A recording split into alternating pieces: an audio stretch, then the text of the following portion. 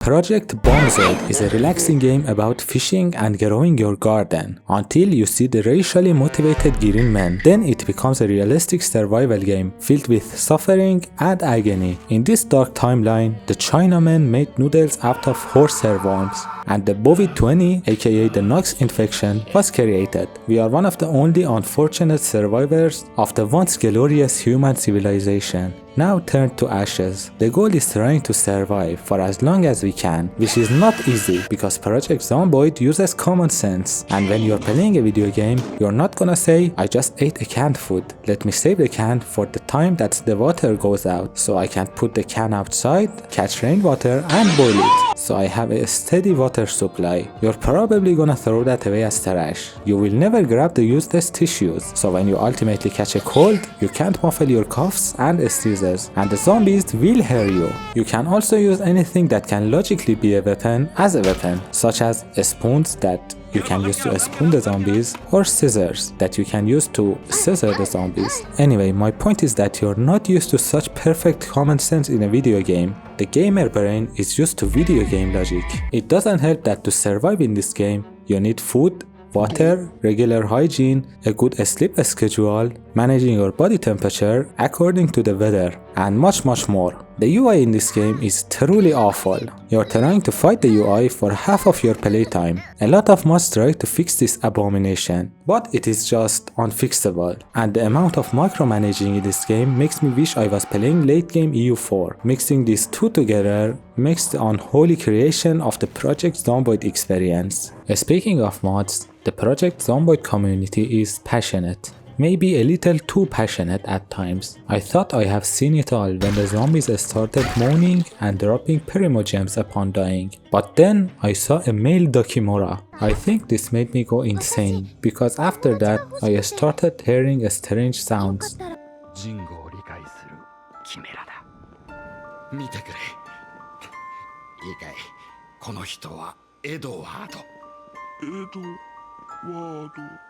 そう、よくできたね。すげえ、本当に喋ってる。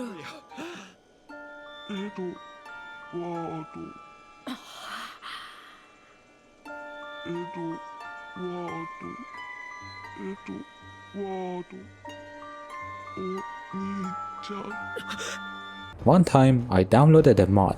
It was called the Red Days, and I thought it would add something like a blood moon to the game that you have to survive. Imagine my shock when my survivor started bleeding from her coochie and was in serious pain. I guess the two female Project Zomboid fans are gonna appreciate this one. While making a survivor, you have to balance your negative and positive traits. Some are simple stat changes, but some change how you play the game, like being deaf. In a game where you have limited vision and rely heavily on sound. But don't worry, even if you're deaf, you can still hear the very loud jump scare that one of the sadistic developers decided to put in the game. You can also become a Discord mod that gets panicked whenever he leaves the safety of his basement, or even worse, a nicotine addict who can't find a single goddamn lighter. This will lead you into the path of extreme sadness and depression that ultimately kills you. I've never heard of someone dying from smoking, so this is your sign to never quit. After creating your survivor, you can start your playthrough of The Fucking Dead and survive for about a minute because you forgot to change the difficulty, and the default is Apocalypse mode. My first survivor was an overweight burglar who had a fetish of collecting underwear and would regularly goon until morning. In the end, he unfortunately died in an unregulated zombie orgy. You can increase your chances of survival by not being obese, and to do that, you need to manage your calorie intake while making sure your character isn't hungry. Also, exercising will help you lose weight faster and will also give you musculus. And musculus are the most important stat in the game. This is Big Bob.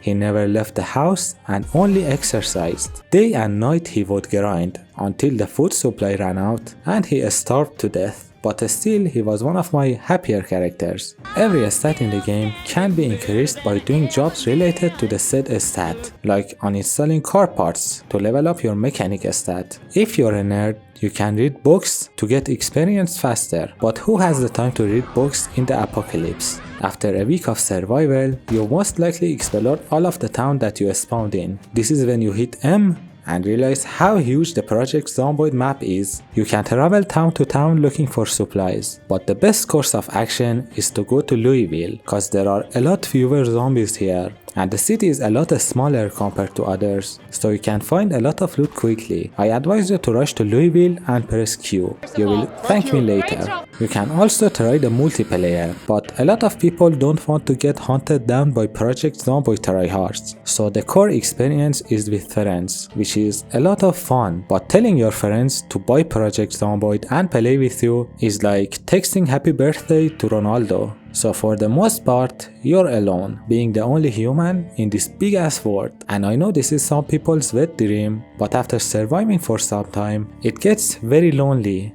just like real life. Nobody talks to you, nobody loves you, you're just waiting in your room, hearing occasional moans outside, thinking to yourself, am I really alive? What's the point? While the bleach bottle in the cabinet is looking at you suggestively. But before you can do anything stupid, alcohol and nicotine save you. We're kinda getting off track. The game always encourages you to avoid combat, but doing so will lead you to getting chased by the whole zombie population of the town that you're in. The zombies might seem quite slow unless you enabled sprinter zombies, in which case, may God have mercy on your soul. You quickly learn that the zombies don't get tired, but you will. After desperately running away for hours, you hide in a dark room, and your stamina doesn't regenerate because you're sleepy, but you're also claustrophobic, which means you can't sleep in small rooms. Leaving the room will be the last decision that you will ever make. Fighting the zombies is also dangerous, cause a single scratch can get you infected. And after the denial stage, when you see the infection icon, there are only two things that you can do. Either drink bleach, or eat a good meal, smoke your last cigar, burn your loyal car, and empty all of your ammunition. Be sure to leave the last round for yourself, cause there is no cure for the COVID-20. You can reduce your chances of being infected by using a gun, but they are inaccurate and can randomly jam. Ammo is also fairly rare, and there are multiple ammo types for different weapons, so you are often forced to rely on melee combat. The game also has a lot of amazing soundtracks, but likes to play them at the wrong time. Once you're fighting a horde of zombies, the most depressing music starts to play. But when you are eating a can of beans, the music for the Battle of Berlin starts blasting.